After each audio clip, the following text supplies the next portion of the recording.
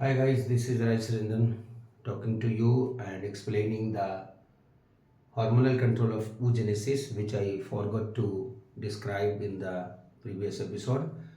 So, hormonal control of oogenesis.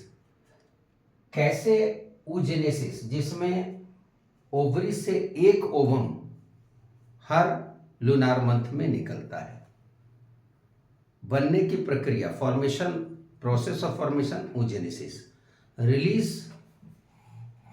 Process of ovum, ovulation. कैसे होता है ये बनने की प्रक्रिया oogenesis है, उसमें क्या हार्मोन का नियंत्रण है? हाँ है। कैसे? सबसे पहले हाइपोथैलेमस, जिसको neuro endocrine part present in our fore brain माना जाता है, this is called super master endocrine gland of our body.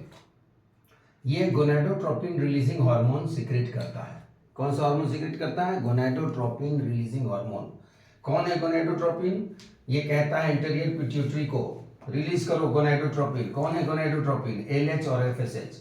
LH कौन? Luteinising hormone. एफएसएच कौन? Follicle stimulating hormone.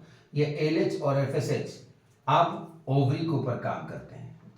ओवरी से अब निकलता है एस्ट्रोजन और प्रोजेस्टेरोन पी।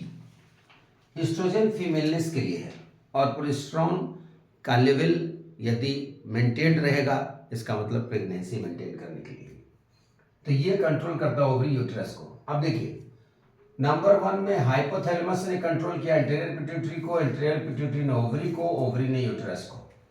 अभी यहां पर ओवरी टारगेट ऑर्गन था, एंटीरियर पिट्यूटरी के लिए टारगेट ऑर्गन था, लेकिन अब ओवरी खुद एक एंडोक्राइन ग्लैंड है और यहां से एस्ट्रोजन और प्रोजेस्टेरोन निकाल रहे हैं यूटेरस को रेगुलेट करने के लिए, उसकी यूटेराइन ग्रोथ और डिफरेंशिएशन के लिए। एस्ट्रोजन की मात्रा अकेले, एलोन, जब अकेले एस्ट्रोजन की मात्रा बढ़ेगी तो यह कहेगा एंटीरियर पिट्यूटरी को, ठीक है बढ़ाते रहो, इस तरह से बढ़ाते रहो, मतलब पॉजिटिव फीडबैक।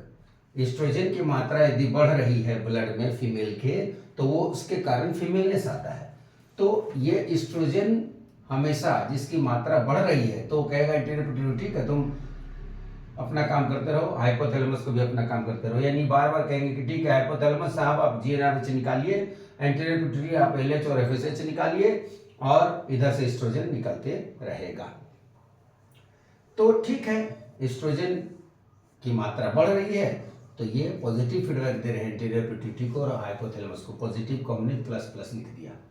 लेकिन जब एस्ट्रोजन की मात्रा भी बढ़ जाए और साथ में प्रोजेस्टेरोन की मात्रा भी बढ़ जाए, दोनों की मात्रा बढ़ जाए, ये दोनों सिर्फ एस्ट्रोजन नहीं, सिर्फ एस्ट्रोजन बढ़ेगा तो पॉजिटिव फीडबैक होगा, लेकिन एस्ट्रोजन और प्रोजेस्टेरोन दोनों की मात्रा बढ़ जाए तो अब कहा जाएगा कि चलिए बंद कीजिए, हो गया भाई, निगेटिव फीडबैक।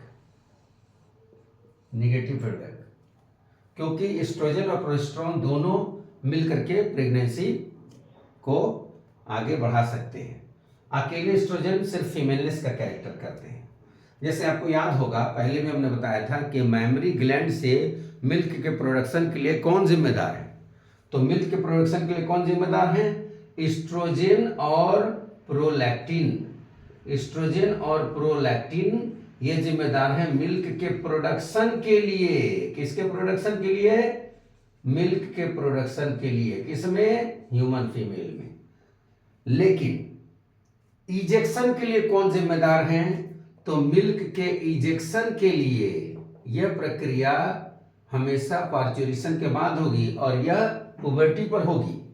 तो मिल्क इजेक्शन जो होगा वो कैसे होगा? उसके लिए जरूरी है कि प्रोजेस्टेरोन निकलना चाहिए और साथ में ऑक्सीटोसिन भी निकलना चाहिए।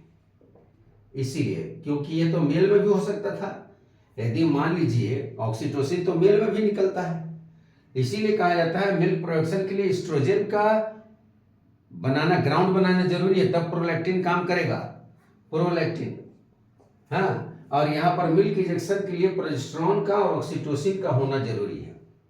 प्रोजेस्टेरोन होगा तभी ऑक्सीटोसिन काम करेगा, ऑक्सीटोसिन तो ह्यूमन मेल में भी निकलता है।